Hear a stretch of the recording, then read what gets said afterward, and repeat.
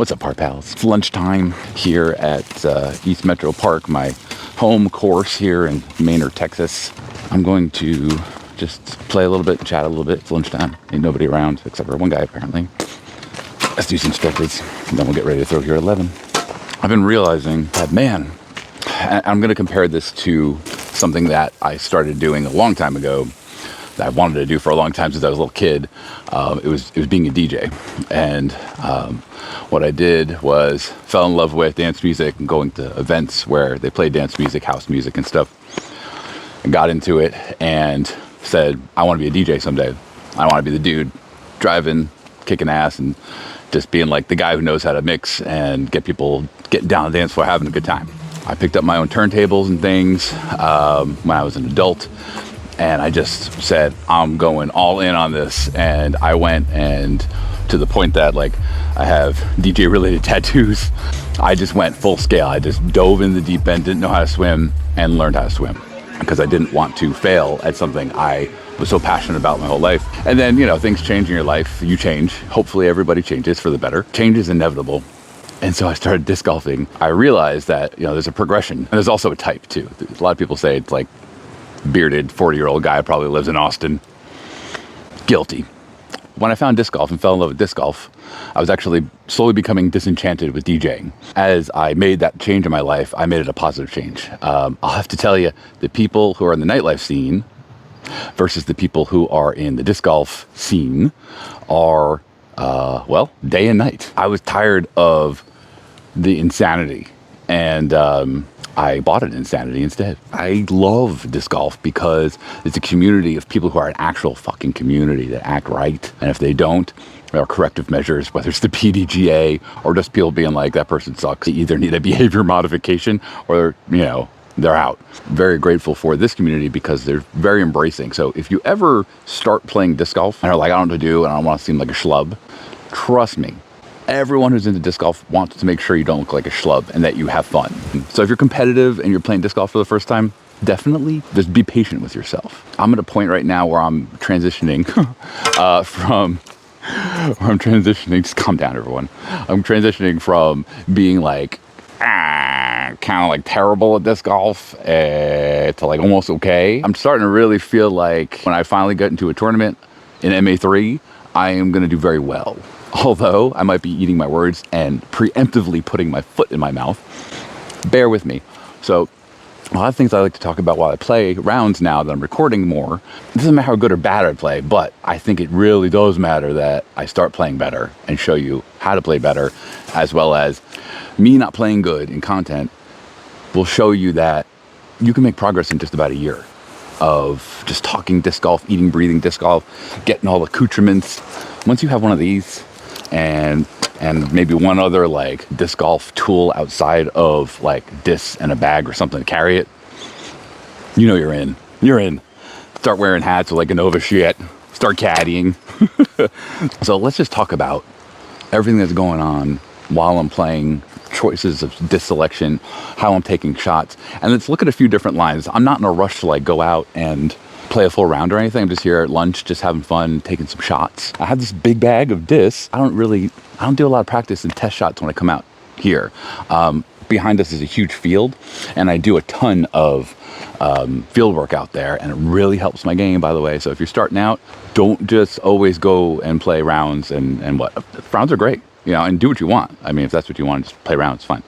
But you're gonna get a lot more education about your discs and about how you throw and your form if you just go out to a field and just throw an open field without hitting trees or smacking into anything. So really find a big open soccer field or something. I guarantee you'll be better in some aspect. At least you'll know where the disc is gonna go, even if you have bad form. So you go, okay, even though that disc is dumped off to the side, I have shots like that when I go play my home course. So like my wife does that because she doesn't have a very strong arm, or she's getting way better, by the way. But when she is throwing, she just knows that like a servo for her is gonna like dump real early versus some other players.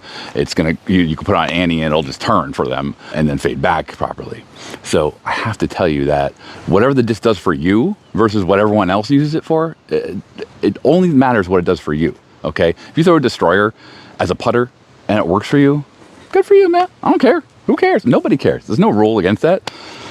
You're throwing, the rule in disc golf is you throw your disc however the fuck you want to throw it. And the goal is to score and get as close as you can to the basket. It doesn't matter how you throw. Anyway, let's get into this. Come on. Come on. I'm just going to talk about what I'm doing here and a few things like about each tee or whatever the fuck you see me doing. I'm just going to talk about it and where I'm strategizing, what I'm throwing. Hole 11, par 3, 213 feet. There's two lines here. There's this line that goes straight down. Now the circle is down to the left over here. And it's kind of like a little bit of a downhill, a little downgrade here. Kind of goes down to the left. And behind the basket, which is, again, it's down there through this other line I'll point out. Behind it, there's a dry creek, which is OB, and it is a death putt if you land on anywhere, you know, to the right of the basket. There's two ways to approach this. And there's the safe way, which I call this line right here from this tree back down. If you're a righty backhand, you're going to throw down this line on like an Anheuser and throw something overstable that'll fade. You'll want to get it up in the air and use all that space in the air to give it time to fade as much as you can to the left to get over to the circle. There's this other line though, if you're lefty. This line actually is a great left-hand backhand line, but it is treacherous because it gets narrow. And I don't know if you've seen my other videos. I talk about the path of least resistance. So if you're new to disc golf and you're not sure if you're going to hit the first available tree, try to throw where that first available tree isn't even close to, and you'll get past the first available tree most likely. For me, if I was starting out, I would definitely take this line because I have a better chance of getting my disc out as opposed to down here where there's like, it's narrow and it's a little more lower overhead ceiling. Let's shoot both lines and let's see if there's a difference, okay? Now, it really does make a difference whether you're left hand or right hand here, because if you're a righty and you were shooting down here, you would have to either take an understable disc and shoot a flex line to hopefully get that line. That would suck actually, because no matter what, you're gonna have some sort of fade most likely, and you're really gonna risk going into that death putt area in the creek. Now, if I'm a lefty backhand and I throw down here with an overstable to stable disc, it's gonna go down here, and if I get the shot right, it'll fade back to the right just as it approaches C2, and I'll be parked. And I've done that before. However, but I've also shot it down this line and totally got it into the dry creek, and it is fucked back there. I mean, fucked. It sucks going back there. Anywhere off the fairway here is punishment enough. There shouldn't be OB strokes here at all. You will get thorns up your butt. You'll get like 20,000 like pieces of wood chips in your ankle. There's snakes. There's like, I don't even want to talk about the Texas fauna. Let's do the two lefty throws here. A left-hand backhand would be stupid here because I need to get over here. The only way a disc is going to get, as a lefty, is going to get down here, either I take an amazing like flex shot to make an understable disc go down. I'm going to take my Nate Sexton Firebird. These things are awesome, by the way. I never thought I'd like a big, like dumpy, overstable disc like the Firebird. A lot of people will argue that it's not dumpy, but I'm saying dumpy as like the fade is like serious and it bounces, which is why I like it. It's like a ball when it bounces if you get on the right angle. So I'm going to throw it, and what I'm doing when I throw it, I'm going up and I'm following through on my forehand left hand, because forehand left hand, using as long as I can get it out underneath this branch, which I will, it'll go up and then it'll dump back towards the circle. That's my plan. I'm gonna do that with the forehand and see how we do. I didn't do any stretches though. And I'm lining it up perfectly with the ability, once I release it, I'm gonna point my foot to where I want it to go before it fades. So there's a kind of a greenish tree out there I'm aiming at. I want it to get up, and if I could get it almost to that tree, which I won't, it'll fade to the left and it should put me in C2. That depends on, this is the first shot of the day, nor warm-ups or anything. All the excuses. Okay, so I didn't use the air, but boom! Oh, you motherfucker! If that got caught on tape, it, first off, I told you about trying to get it up in the sky. First throw of the day, guys, calm down. It went low, but it took the line I wanted, right? Right? So even if you don't hit the line you were intending, you still will get something out of it most likely, okay? So as you see, it went straight, faded. Now the bastard, it did the bounce. I love the bounce, and I wanted to share with you the bounce. And it hit the fucking tree once it bounced. So it bounced and then smacked in the tree. It smacked pretty hard, meaning that I had enough spin, had enough bounce off the ground play, that it could have made it a little bit further into C2 or C1. We'll never know. What about this line, motherfucker? If I'm a left-hand backhand, I want to get my throw down here. I'm probably going to come up. So I want my hips to go where I want the disc to go before it fades. So I'm thinking, pointing. So yeah, I'm just trying to line it up for y'all. I don't usually take this much fucking time on the tee, but I want it to be a good shot. So in this case, I want to throw this on an Annie, on an Anheuser, where this is an overstable disc, so it's going to want to get over to the right as a left-hand backhand. I want it to do that, but I don't want it to do it too soon. So this is a Mint Longhorn. Shout out Mint. They have some great discs, man. This is their Apex Plastic Longhorn. It is like it's an 11.4, -1, 2.5. It's more like a 3 to me for the dump, even a 4. When this thing turns while it's gliding in the air, it's dramatic. So I'm going to work on getting it through there. Let's see if we can get it through there. The punishment for this one is either going too far to the left or hitting one of these trees over here in the middle, or the low ceiling. There's a little bit of this tree kind of in the middle that branches out. If I can get to fade and start fading right past that brush right there, that'd be good. So let's see. I think this might be too fast for this one. I think I should be shooting. I think I should shoot my Firebird, but it's over there. So.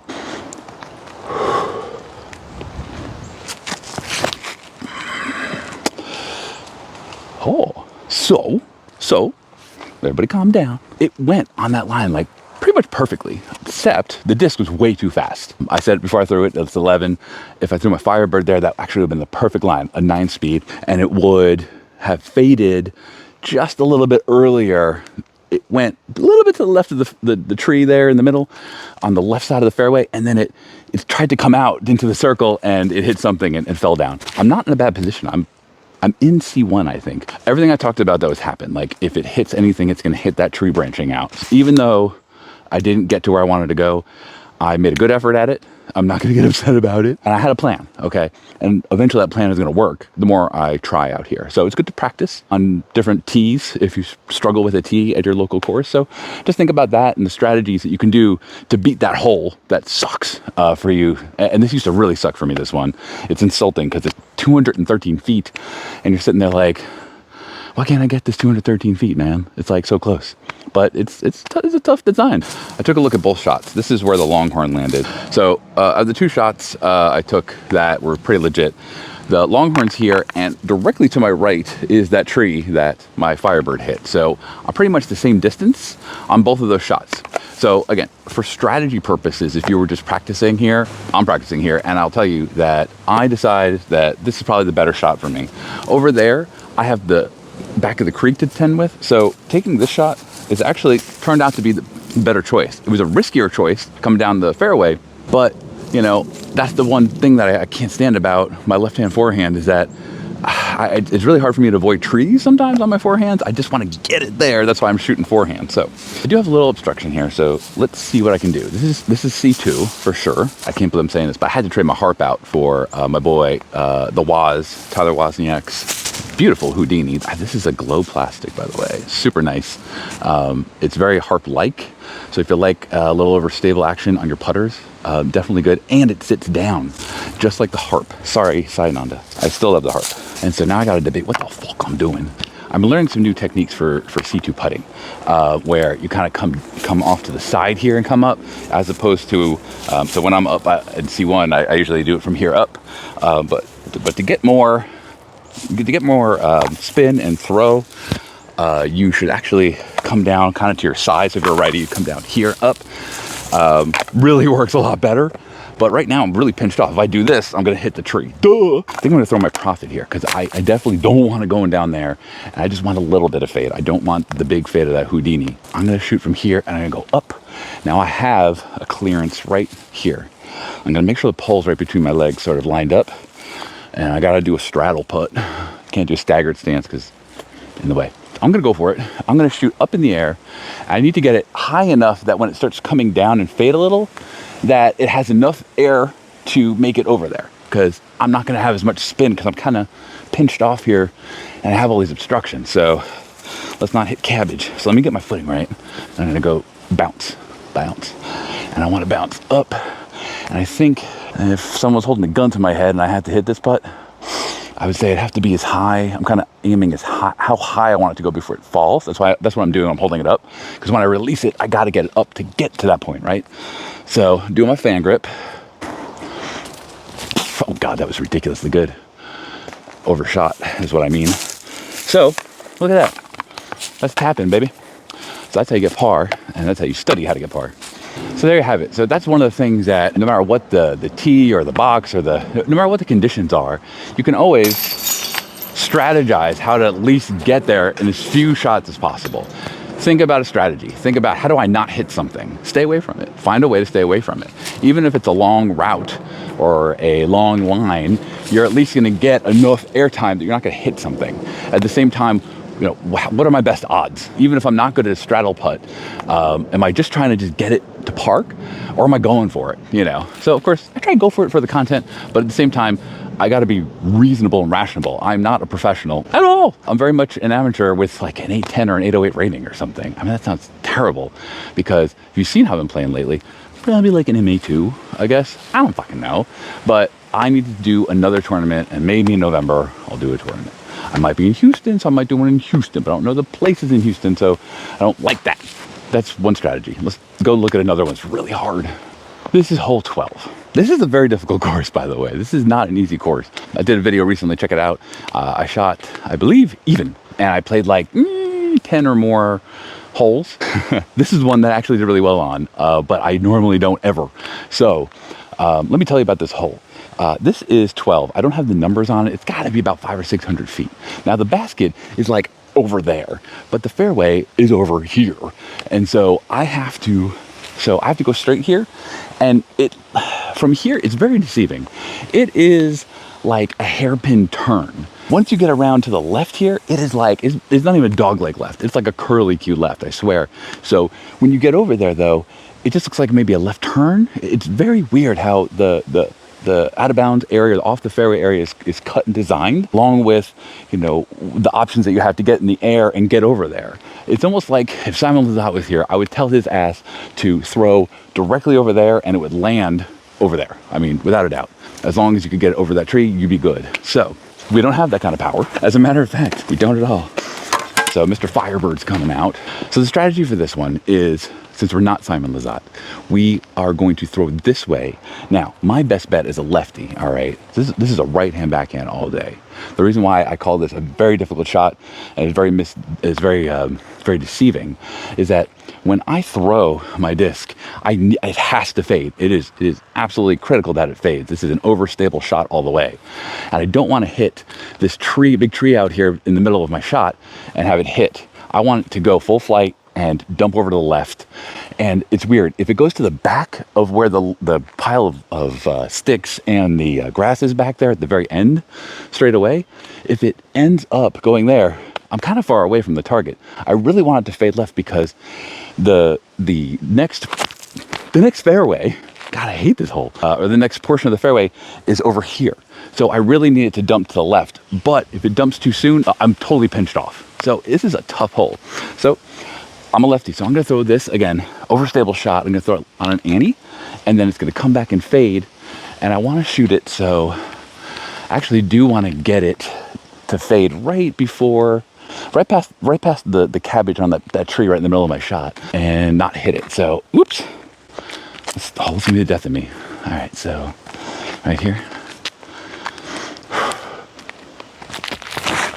Okay, it's too far. I went too far. No, it didn't do it. Okay. So like I said, it goes to the back. A little far, but I'm not pinched off. Not pinched off. Good Lord. Okay. This is the no good deed goes unpunished. I threw it too far. And I don't know if you can tell, but it's just, you know, I threw it straight and you guys could see from that angle that if I hit back here, I felt like I would be more of like over here on this side, and then I would have a better look at this fairway. Not the case, man. Fuck. I should probably be throwing my Pyro or something that has a slower disc, or MD5. But now I'm kind of fucked. I got a few options here.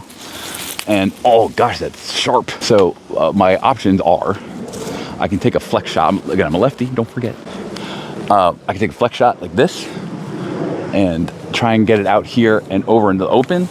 But I think I should do a step out shot here and go for a flex line like this and get it to fade into the fairway that way. There's too much crap over here to hit.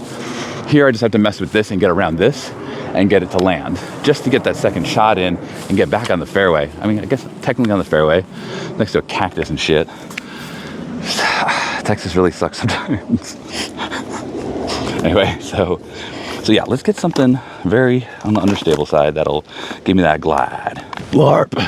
I really want to get around this tree really bad, and I gotta find something that's gonna really hook.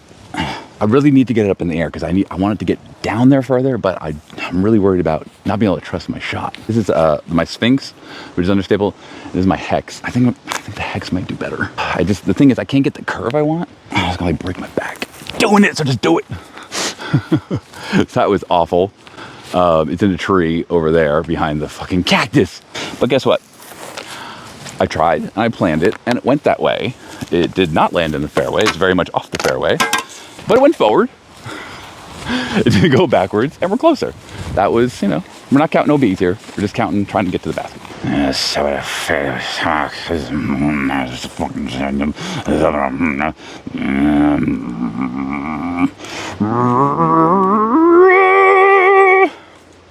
Ay, ay, ay. Ay, ay, ay. I mean, like, look at this shit. Look at this shit. So, all right, let's talk about this, though. Let's just calm down. We're gonna do our best here. We're gonna do our best. All right? Now, my options are very little. I have to get down here. Here's my lie. And I gotta be behind. And everything's very sharp. It's very sharp.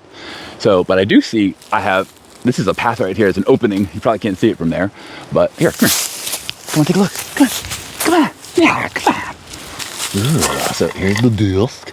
And, you know, I got a little pathers out here. So I'd like to take my disc. And I think I could throw a roller here. All right, so let me get you guys in safety. And let's take a look. So just so you know where you guys are, I'm going to be in here. And you're going to watch it. And hopefully it'll roll this way. And the basket's right here. Now, let's talk about rollers for a second. This is just a real crash course in strategizing. So I suggest you go out to a field, like I said earlier, and go throw your disc and figure out which ones are good at rolling versus a forehand, backhand, or whatever. But you're always going to be in a situation where you could roll your disc, where you can just roll it. And it's actually fun to watch if you do it good. And you just got to pick out the right disc. This is a tough pick. It's a tough pick. No pick! I brought two options with me here, back to the lie. You guys can't see this. I gotta make a motion here to get it so it goes straight and goes past you guys to the right of the camera. I have this stupid branch in front of me.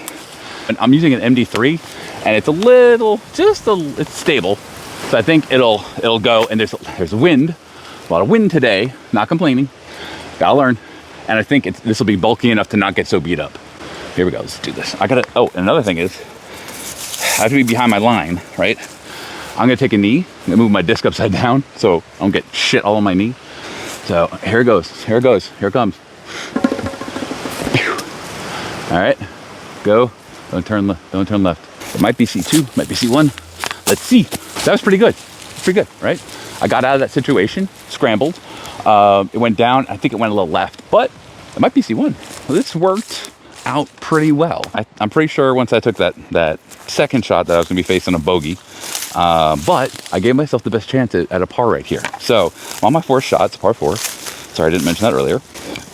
And unfortunately, the disc did go over here off the fairway, but it's just off the fairway. That means after I passed you guys, it kept coming down here, hit the hill, and didn't turn over there, which is great. This was actually a good choice, the MD3 from Discmania for a roller for that situation. Now here's the fucked part, right? I do, at this distance, which is about 25, 30 feet, I do like to have a staggered stance. So I have to deal with really sharp prickers, things in my fucking head. I hate when things touch my leg. So I'm gonna do my best to focus, concentrate, get this disc in. I'm thinking Profit, or I'm thinking Luna. Let's do the Profit. All right, I can do this. I mean, I make these shots all the time. All right, so I'm lining up my shot, and again, how high do I want it before it fades? For the Profit, I know it doesn't fade, it doesn't drop too quick. Oh, there's no wind, so let me get this off. Lining up. Watch my putting videos, by the way.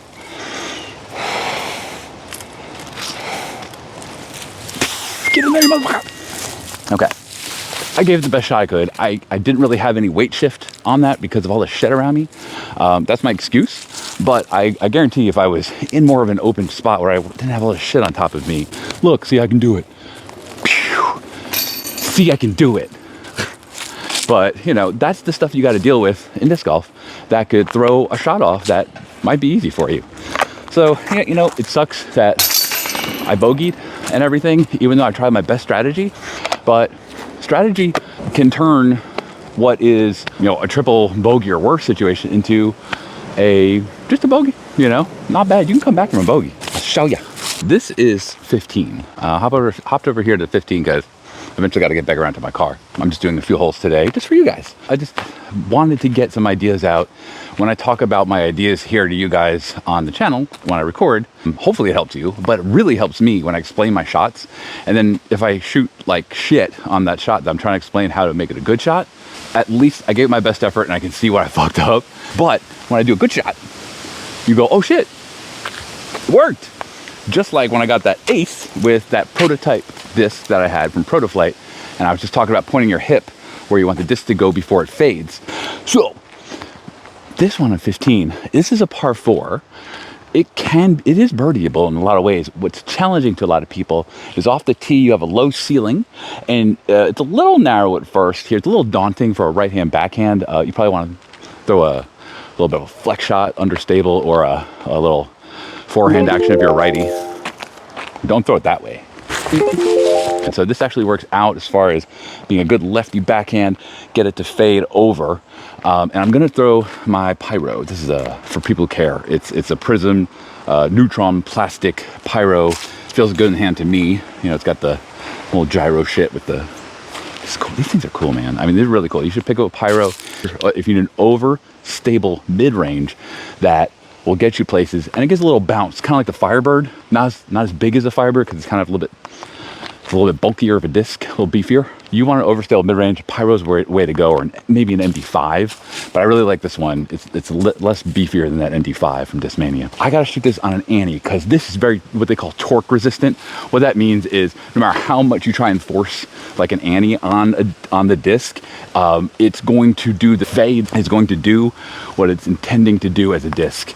So that's kind of what they mean by torque resistant. I'm not doing the science shit, okay? I'm just trying to explain it for people who don't want to have to look up torque or gyro shit or whatever, you know, just to understand that this thing is going to dump, and it's going to dump right if you're a backhand left hand. So what it means for me is when I take my shot, I got to really get it on an Annie if I want it to fade over hard into that place up there and avoid these trees on the right. So that's what I'm trying to do. I'm trying to avoid these trees, get it under the canopy, and get it faded over the right because we got to get up this hill a little bit. I don't know if you can tell, it's a little bit of an incline. My best shot, pointing my hip right here and getting it to fade.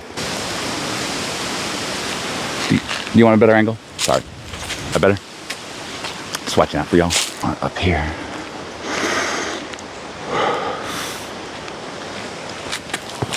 Oh, Jesus. Okay, so watch. No fucking problem, y'all. No fucking problem, bro. You know why? Because, all right. I threw it in the ground, right? I threw it in the ground. All right? Okay. I'm so glad no one else is in this park. Maybe I'm just grateful for this place. Let me back up. I threw it in the ground, but I threw it on an Annie. And again, that had enough spin on it, enough power, that even though it hit the ground, it spun the fuck up to where I wanted it to be. That is probably about 75% of where I wanted it to be. So a little short, here we are. Now the basket's straight up here, 200 feet maybe. So here's my lie. I'm gonna use the pyro again. The last time I shared a video on this hole, I shot the reactor, MVP reactor, and I went straight into the bushes. I was able to scramble out actually, and par pallet. So for this one, and on that shot, I was probably about here. What I really want to do is fade to the right. I don't want it to go into there. So the reactor was the wrong choice. And that's how I learned. I recorded it and I fucked up, and you got to see me fuck up. And now hopefully you'll get to see me not fuck up. Looking at the shot, my path of least resistance is to get not hitting the ceiling. The best part of the ceiling that is highest is right here in the middle, and that's perfect because I want it to fade back to the right and get close to C1. Let's see if we can park it. I like to parka.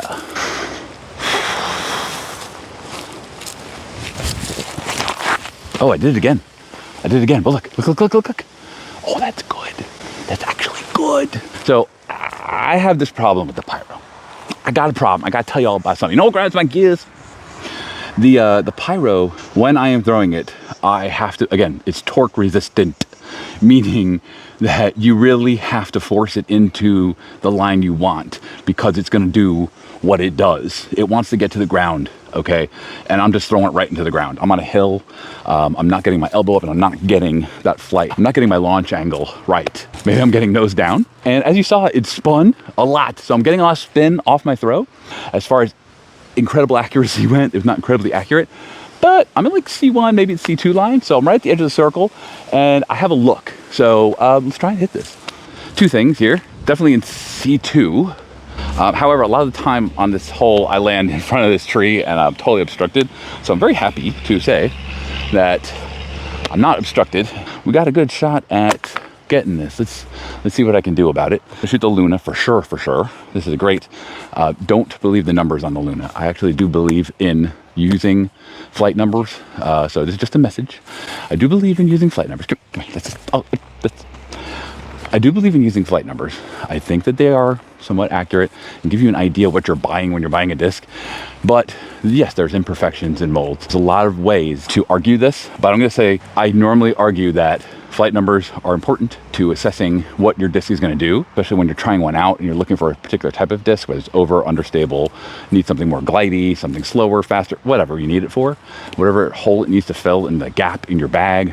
The only time I don't believe in the numbers, the flight numbers on a disc, is when you talk about Lunas. I believe a Luna has a 2 fade on it. It's like a 0 turn 2 fade. Now, if anyone watches anything about Lunas, especially the AB Macbeth battles, these are very, very, very understable acting. You can throw these on a flex and it just holds that curve line and just keeps turning. Very rarely have I ever seen a Luna dump out a fade on me, fairly ever. I don't know what's up with that. Ask Paul Macbeth, I don't know. So this is where I debate whether I want to use a straddle stance and come up. But I think for accuracy purposes, I think I'm better just doing this and just trying my best to get it. Now, I want it to come up here. I have to consider there's a little bit of wind, but I want to get it around, kind of almost like kind of a flex shot to come around and get into the basket. It might come right at you all, but I want to get it up and I don't want it to hit this little tiny stupid branch. So I think it needs to be up here. Yeesh. All right, poor pals.